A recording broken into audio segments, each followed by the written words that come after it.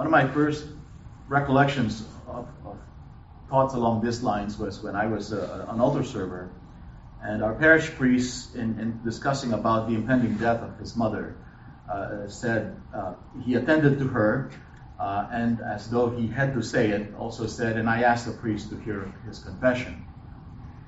And it occurred to me, why couldn't he hear her confession? And later on I realized why. It's not that he couldn't, it was difficult, I guess, to hear your own mother's confession. And even as a priest now, I'd like to believe if my parents came to me for confession, I'd be able to hear them, although I think I'd prepare somebody else. And even in marriage preparations of family members, as much as they, oh, you're a priest, you're in the family, we'd like to celebrate our wedding. And my immediate question is, who is going to prepare you for that blessed event? Because in the process of preparing couples for marriage, you get into very personal questions about their relationships that perhaps you'd rather not know.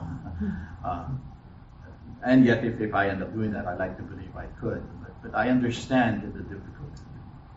Nowadays, they say, as a priest, see if you can avoid preaching at your parents' funeral. I'd like to believe I can handle that too. We here, as more than just disciples and baptized members of the church, are in a more intentional way agents of the church by the work and ministry that we do. And I don't know if you have that experience, but are we able to minister to our family members? I mean, even now, yes, it's easy for me to celebrate the sacraments, but when it comes time to challenging people about what is right, what is just, how we should do things in a particular way, there's a part of me that's sometimes gun-shy, because as the Word of God tells us, when people are familiar, we have a hard time believing them compared to people who come from someplace else. Those we can admit as experts because we don't know where they're from. They must bring a knowledge that we do not know. This person here, oh yes, he has training, and she has that particular skill that we know that they carry out, but we know them too well. We know about their past. Where did you get all this? Same questions that Jesus got asked.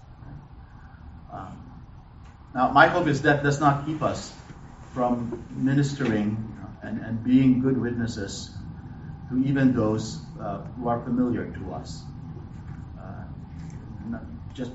Not just in his own homeland, but in our very homes.